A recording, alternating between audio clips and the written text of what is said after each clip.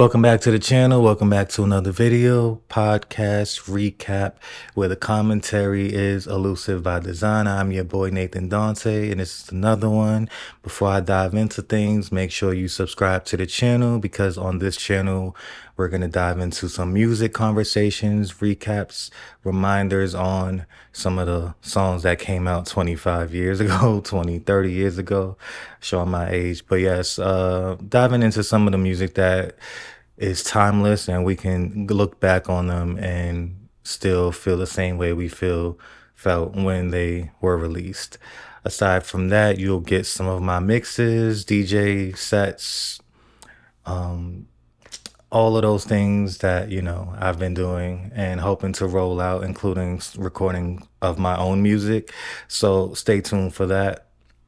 And before we dive in, I do want to talk about 25 years of Fanmail, TLC's third studio album, which released in 1999.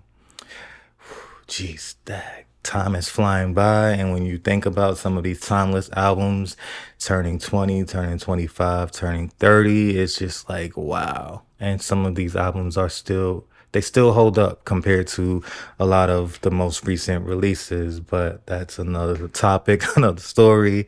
Alongside Fanmail turning 25, TLC's debut album, All in the TLC Tip, also turned 30. So figured I'd just include both in this conversation, because what I'm going to say is still prevalent with both albums celebrating so many years in the game.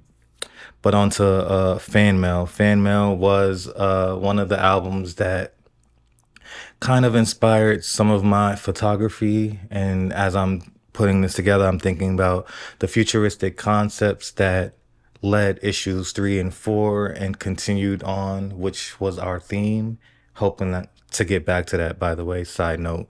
But yes, Fanmail as a concept was the inspiration for the upcoming 7th issue that was supposed to happen before COVID, which kind of scrapped, but I do want to revisit that at some point, because photography is still something that I hold dear to me. So I do want to get back to that and deliver that futuristic theme photo shoot, which is inspired by Fanmail. So aside from that, the uncensored, unpretty music video. Gotta bring this up because I realize it every time I see the unpretty video, is that it's very hard to find the full video. Like, I don't know if that's done purposely, but for those who don't know, the unpretty video did feature a cutscene, because story wise, T-Bus, Left Eye, and Chili each had their own segment story this on display in the unpretty video. The part that Left Eye story was in the music video seems to be removed. And I remember this because when I think about my favorite records on Fanmail, which includes, when you think about listening to these albums when you're younger, and now that you're older, don't pull out on me. Now that you know what they're talking about all these years later, it's like, geez, as a kid, why were you listening to some of these things? Good at Being Bad, Unpretty, Come On Down.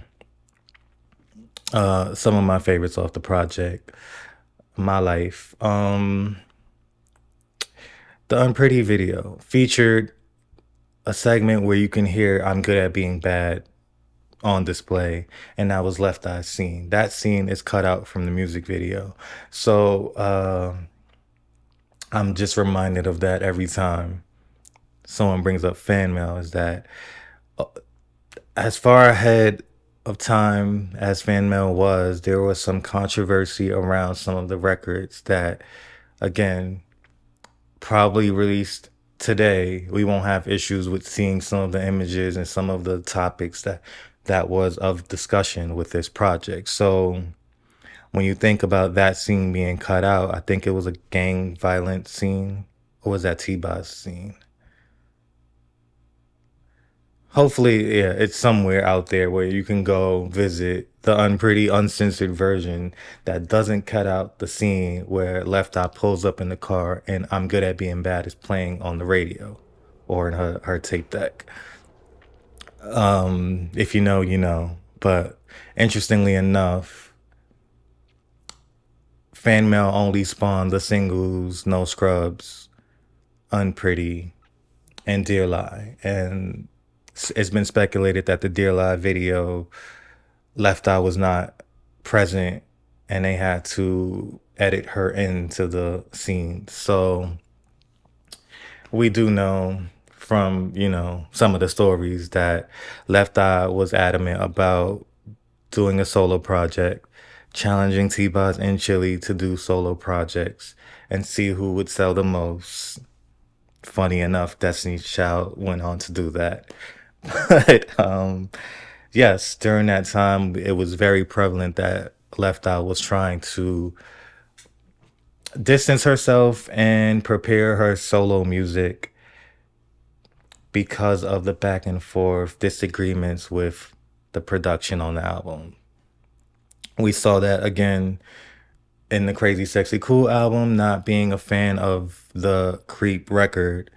And I don't know which came first, but the Creep remix features a rap verse from Left Eye, which I believe that Creep version was the original version. And the Creep version that came out was the new updated version since they did shoot two videos for Creep.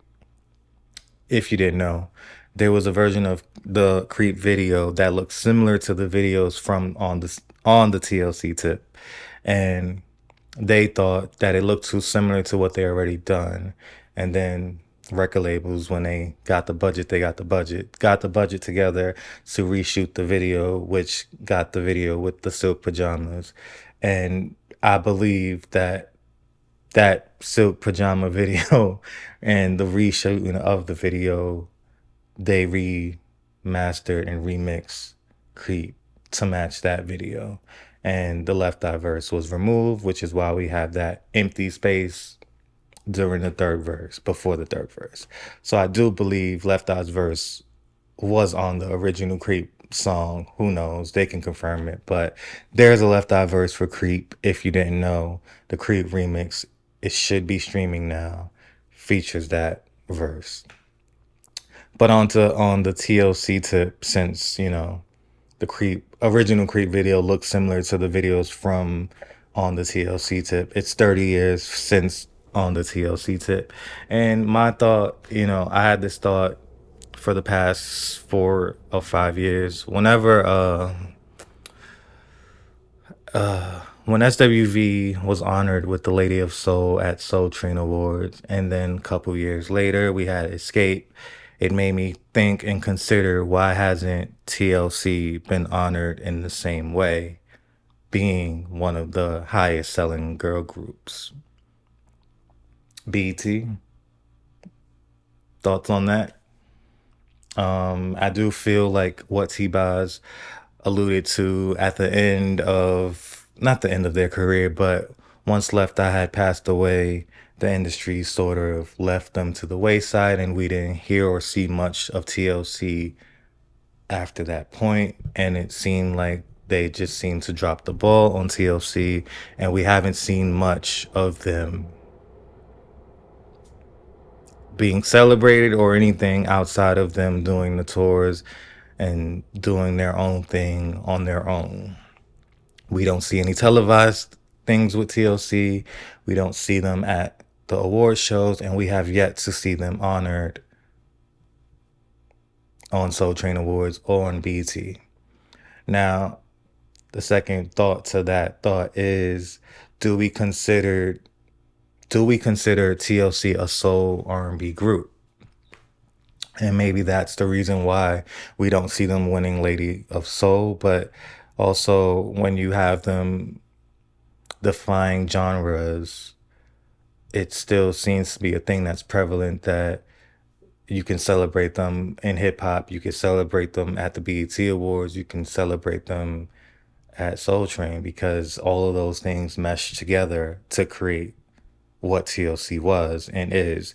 So I don't see why we haven't gotten it yet, but maybe this year's the year, since on the TLC tip, it's 30 years old. No, I have that wrong. 32 years. 32 years old. It came out in 1992. 32 years old. My bad. So yeah, 32 years of music, of catalog, of history, and we have yet to see a TLC tribute, honoree, anything from, these award shows. And funny enough, BET likes to say, come where you're celebrated. And here's another example of artist that has not been celebrated when it comes to that conversation. So, hey, maybe they'll get it right this year. Maybe they'll continue the backyard at Kiki's, and it'll just be stuff like that, and we won't have any type of award ceremony that, actually highlights music, black entertainment. Who knows? Let me know your thoughts down below. Chime in with your opinion, thoughts. 25 years of fan mail, 32 years of on the TLC tip. No honoree, no celebration from BET. But are we surprised? That's my thoughts. Let me know yours. Like the video. Subscribe to the channel for more of my commentary, and check out my mix because, I be doing my mixes. I want to upload more of them, but it's a little tricky uploading some records. So I gotta figure that out. Maybe I can do that in the live space once my channel becomes YouTube partner. I don't know the real guidelines around that, but I'm hoping to somehow get to that point to see if I can do my live DJ sets on YouTube, and there won't be an issue with the music. So until we get to that point, I'm gonna have to go back and forth and figure out ways to upload some of my mixes. And SoundCloud, all the other, platforms have given me issues. So that is why a lot of my mixes aren't up, and I just do the little clips if people were wondering why I don't put the full song up. So yeah, those are my thoughts. Let me know yours down below. Subscribe to the channel for more. I'll be back in another video with more commentary, more recaps, more thoughts. I have something that I want to do a video on, which is not music, so stay tuned for that. Until the next one. Thank you for checking out this video. And if you made it this far in the video, check out ELSV.net for all the things that I am working on. And if you are looking for creative services, ELSV.net got you. Make you feeling pretty too.